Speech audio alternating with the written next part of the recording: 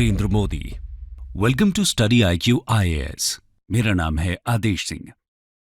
मुट्ठी में कुछ सपने लेकर भरकर जेबों में आशाएं, दिल में है अरमान यही कुछ कर जाएं, कुछ कर जाएं।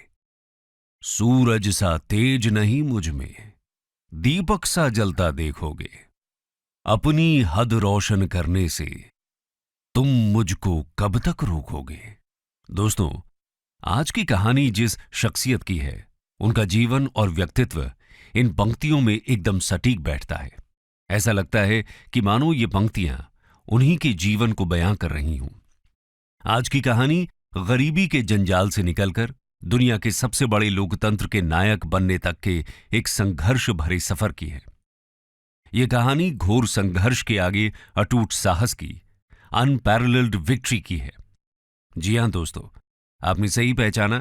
यह कहानी किसी और की नहीं बल्कि आजाद भारत में जन्मे भारत के पहले प्रधानमंत्री नरेंद्र मोदी की है।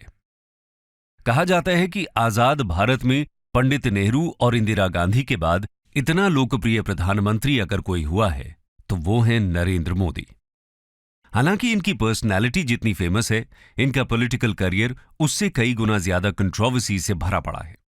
लेकिन इनकी शख्सियत कुछ ऐसी है कि जो इनको पसंद नहीं करते हैं वो भी इनको नजरअंदाज नहीं कर पाते। तो आखिर एक चाय वाले के रूप में शुरू हुआ जिंदगी का सफर उनको दुनिया के one of the strongest leaders की पोजीशन पर कैसे ले आया। एक सन्यासी बच्चा भारतीय राजनीति की सत्ता के शिखर पर कैसे पहुंच गया। आज की इस वीडियो में हम नरेंद्र मोदी जी की जिंदगी के रोमांचक सफर से जुड़े इन सभी सवालों के जवाब ढूंढने की कोशिश करेंगे। तो आइए बिना देर किए इस डिस्कशन को शुरू करते हैं। Early life. दोस्तों, दिन था 17 सितंबर साल 1950। नरेंद्र मोदी ने गुजरात के मेहसाणा डिस्ट्रिक्ट के वडनगर गांव में एक पुअर फैमिली में जन्म लिया। उनकी मां का नाम था हीराबेन मोदी और पिता का नाम दामोदर दास मूलचंद मोदी। हीराबेन मोदी और दामोदर दास मूलचंद मोदी के 6 बच्चे थे। नरेंद्र मोदी अपने 6 भाई बहनों में तीसरे नंबर पर थे। वो बताते हैं कि बचपन में उनके पिताजी वडनगर रेलवे स्टेशन पर चाय का एक छोटा सा स्टॉल लगाया करते थे और मोदी जी इस स्टॉल पर अपने पिताजी की मदद किया करते थे, जहां वो ट्रेन के डब्बों में जाकर चाय बेचा करते थे। ट्रेन में अलग अलग लोगों के साथ बातचीत के दौरान उनकी हिंदी शुरू से ही काफी अच्छी हो गई। वहीं दूसरी तरफ उनकी मां घर चलाने के लिए दूसरे घरों में भी काम किया करती थी। बचपन में उन्होंने अपनी स्कूलिंग वडनगर से ही की। वो बड़े शौक से स्कूल जाते थे। हालांकि वो पढ़ाई में एक एवरेज स्टूडेंट थे, लेकिन उनको थिएटर और स्पोर्ट्स में भाग लेने का बहुत शौक था। भले ही उनकी जेब खाली हो, लेकिन उनका दिल और दिमाग हिम्मत से भरपूर रहता था। वो बताते हैं कि उनके स्कूल के पास एक झील हुआ करती थी, जिसमें वो अक्सर खेलने जाया करते थे। एक बार उन्हें वहां मगरमच्छ का एक बच्चा मिला, जिसको बहुत बहादुरी से उठाकर वो घर ले आए, लेकिन मां के समझाने पर उन्होंने उसको वापस झील में छोड़ दिया। खैर, नरेंद्र मोदी बचपन से ही स्वामी विवेकानंद जी से बहुत ज्यादा इंस्पायर्ड थे। वो अक्सर फ्री टाइम में उनकी किताबों को पढ़ा करते थे। इसके अलावा उनको इतिहास पढ़ने का भी बहुत शौक था। देश के इतिहास को जानने के लिए वो लाइब्रेरी जाकर कई कई साल पुराने न्यूज़पेपर मांगकर पढ़ा करते थे। उनके बचपन में एक बड़ा मोड़ 8 साल की उम्र में आया, जब वो अपने हिंदी टीचर चंद्रकांत दवे से इंस्पायर होकर आरएसएस की शाखा में जाने लगे। एक दिन वडनगर की एक शाखा में लक्ष्मण राव इनामदार, जिनको सब वकील साहब कहते थे, वो आरएसएस के लोगों को संबोधित करने वहां पहुंचे। उनके शब्दों से नरेंद्र मोदी बहुत इंस्पायर हुए। इस दौरान 1962 में इंडिया और चाइना के बीच एक युद्ध छिड़ गया। इस वॉर में भारत की हार ने मोदी जी को झकझोर दिया। इसके चलते उनका देश के लिए प्रेम और भी ज्यादा इंटेंसिफाई हो गया। इसी के बाद उन्होंने सेना में भर्ती होने का सपना देखा, लेकिन पैसों की कमी के कारण वो आर्मी स्कूल नहीं जा पाए। इसके बाद उन्होंने एनसीसी ज्वाइन करने की ठानी। हालांकि उनकी कद काठी एनसीसी के स्टैंडर्ड्स के हिसाब से फिट नहीं बैठ रही थी, लेकिन जब उनकी कमिटमेंट को देखते हुए उनके फिजिकल टेस्ट लिए गए, तब उन सब में उन्होंने बाजी मार ली। इसके अलावा मोदी जी की एक और खूबी थी, उनको साफ सुथरे कपड़ों का बहुत शौक था। हालांकि वो बहुत महंगी पोशाक नहीं पहनते थे, लेकिन वो जो भी पहनते वो एकदम साफ सुथरा होता था। ये उनकी पर्सनैलिटी में आज भी साफ झलकता है। दोस्तों, इसी दौरान लगभग 13 साल की उम्र में उनकी शादी तय कर दी गई और 17 साल की उम्र में उनकी यशोदाबेन चमन लाल के साथ शादी कर दी गई। इस बीच उन्होंने देश के जवानों की भी खूब सेवा की। 1965 के इंडो पाक वॉर के दौरान सैनिकों के साथ उनका लगाव और भी ज्यादा बढ़ गया। बताया जाता है कि वो वडनगर स्टेशन पर सैनिकों से भरी ट्रेन्स में उनको चाय और खाना पहुंचाया करते थे। यानी उनमें छोटी सी उम्र से ही देश प्रेम कूट कूट कर भरा था। धीरे धीरे वो और भी ज्यादा विचारशील होते गए। वो अपना ज्यादातर समय लाइब्रेरी में किताबों के बीच बिताने लगे। वो अपने देश के लिए कुछ कर दिखाना चाहते थे। साथ ही वो घर से बाहर निकलकर जीवन का सही अर्थ भी खोजना चाहते थे।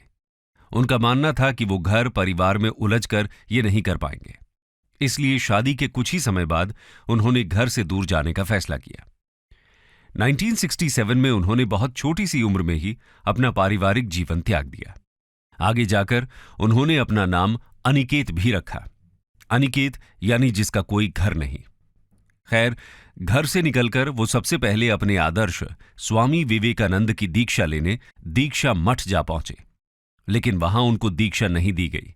असल में रामकृष्ण मिशन का सन्यासी बनने के लिए उनका ग्रेजुएट होना जरूरी था, लेकिन मोदी जी इसके लिए एलिजिबल नहीं थे। वहां के लोगों ने उनको समझाया कि अभी उनकी उम्र अपने परिवार के साथ रहकर उनकी सेवा करने की है। इतनी कम उम्र में इतना कठिन जीवन ठीक नहीं है, लेकिन उन्होंने तो ठान लिया था। तो इसके बाद उन्होंने लगभग 2 साल नॉर्दर्न और नॉर्थ ईस्टर्न इंडिया में ट्रैवलिंग करते हुए गुजारे। कोलकाता से नॉर्थ ईस्ट, वहां से अल्मोड़ा, उसके बाद केदारनाथ, फिर वहां से दिल्ली, राजस्थान और राजकोट से होते हुए वो गुजरात की ओर गए। 1969 के आसपास वो वडनगर में एक बार फिर वापस आए। उनके जाने की वजह से घर में दुख और शिकायत का माहौल छाया हुआ था। लेकिन इससे पहले कि ये इमोशंस उनको कमजोर करे, मोदी जी एक बार फिर सबसे अलविदा लेकर अपनी तलाश में निकल पड़े। इस बार वो सीधा अहमदाबाद गए। यहां उन्होंने कुछ दिन अपने मामा की चाय की कैंटीन पर काम किया। इस दौरान उनका आरएसएस के रीजनल हेडक्वार्टर्स में आना जाना लगा रहता था। वहां उनकी मुलाकात एक बार फिर वकील साहब से हुई और यहीं से उनकी आरएसएस की जर्नी की शुरुआत हुई। Entry into RSS. दोस्तों, जब वकील साहब की नजर नरेंद्र मोदी पर पड़ी तो उन्होंने उनमें बहुत सी खूबियां नोट की। वकील साहब भी उनसे बहुत प्रभावित थे। अहमदाबाद पहुंचकर वकील साहब ने आरएसएस के गुजरात हेडक्वार्टर्स में मोदी जी के रहने के सभी अरेंजमेंट्स करा दिए। 1971 में 18 साल की उम्र में ही उन्होंने राष्ट्रीय सेवक संघ यानी आरएसएस को ज्वाइन कर लिया और यहां उन्होंने आरएसएस के प्रचारक के रूप में काम करना शुरू कर दिया। अब वो अपना पूरा समय आरएसएस के कामों में बिताने लगे। इस समय उन्होंने गुजरात के कोने कोने में अलग अलग विषयों पर काम किया, जिसकी वजह से उनको लोगों के दुख दर्द की समझ बहुत अच्छे तरीके से होने लगी। आरएसएस में भी वो दिन रात लोगों के बीच जमकर मेहनत किया करते थे। मेहमानों को जगाना, लोगों को चाय नाश्ता देना, ऑफिस की साफ सफाई करना, ये सब उन्हीं के जिम्मे था। इस दौरान मोदी जी ने अपनी पढ़ाई बीच में ही छोड़ दी थी। उस समय वकील साहब ने उनको अपनी पढ़ाई पूरा करने के लिए भी प्रोत्साहित किया। कहा जाता है कि वकील साहब का मोदी जी की पर्सनालिटी को निखारने में बहुत बड़ा योगदान रहा। पीएम मोदी बताते हैं कि उन्होंने अपना यूथ ज्यादातर वकील साहब के साथ ही बिताया। उन्होंने काफी लंबे समय तक मोदी जी का मार्गदर्शन किया। ये आगे चलकर मोदी जी के सलाहकार भी बने। खैर, 1975 में देश में लगी इमरजेंसी के दौरान जब आरएसएस जैसी संस्थाओं को बैन कर दिया गया, उस समय भी मोदी जी अपने काम से पीछे नहीं हटे। उस समय उनको इस इमरजेंसी का विरोध करने की अहम जिम्मेदारी सौंपी गई। उन्होंने अपनी जिम्मेदारी को बखूबी निभाया। इसके बाद आरएसएस में उनका ओहदा पहले से कई गुना बढ़ गया। 1978 में उनको आरएसएस का रीजनल ऑर्गेनाइजर बनाया गया। कुछ समय सूरत और वडोदरा में काम करने के बाद 1979 में उनको आरएसएस की दिल्ली ब्रांच में भेजा गया। दिल्ली से वो कुछ समय बाद एक बार फिर गुजरात वापस लौटे। इस दौरान उन्होंने एक बुक भी लिखी जिसका नाम था संघर्ष मां गुजरात। इस बुक में उन्होंने गुजरात की पॉलिटिक्स और सोसाइटी को बहुत गहराई से डिस्कस किया। 1980 में उन्होंने गुजरात यूनिवर्सिटी से पॉलिटिकल साइंस में अपना ग्रेजुएशन भी खत्म किया। 1985 में आरएसएस ने उनके कमिटमेंट और हार्डवर्क को देखते हुए उनको बीजेपी को सौंप दिया। 1987 में उन्होंने भारतीय जनता पार्टी को उसके ऑर्गेनाइजिंग सेक्रेटरी के रूप में ज्वाइन किया। बीजेपी के सीनियर लीडर्स उनसे बहुत ज्यादा प्रभावित हुए। इस दौर में वो अटल बिहारी वाजपेयी जी के भी बेहद करीब आ गए। पार्टी में काम करते वक्त वो उनसे बहुत कुछ सीखते थे। आज उनकी भाषा में भी वाजपेयी जी की छवि साफ झलकती है। खैर, कुल मिलाकर मोदी जी जहां भी गए उन्होंने लोगों को अपना दीवाना बना दिया। बीजेपी में भी कुछ ऐसा ही हुआ और उनकी मेहनत जल्द ही रंग लाई। 1990 में उनको बीजेपी की नेशनल इलेक्शन कमेटी में इलेक्ट किया गया। अपने इसी रोल के चलते 1990 में उन्होंने लाल कृष्ण आडवाणी की भव्य रथ यात्रा का शानदार आयोजन किया। सोमनाथ से लेकर मुंबई तक चली इस रथ यात्रा में मोदी जी ने आडवाणी के सारथी का काम किया। इतना ही नहीं, उन्होंने गुजरात के स्टेट असेंबली इलेक्शंस में बीजेपी के लिए एक शानदार स्ट्रैटेजी तैयार की। इसी के चलते 1995 में बीजेपी ने गुजरात असेंबली इलेक्शंस में मेजॉरिटी के साथ जीत हासिल की। अपने इस कंट्रीब्यूशन के कारण मोदी जी 1998 में पार्टी के जनरल सेक्रेटरी बन गए। यानी उनकी काबिलियत की बदौलत बीजेपी में भी उनको बहुत तेजी से कामयाबी हासिल हुई। Entry in politics.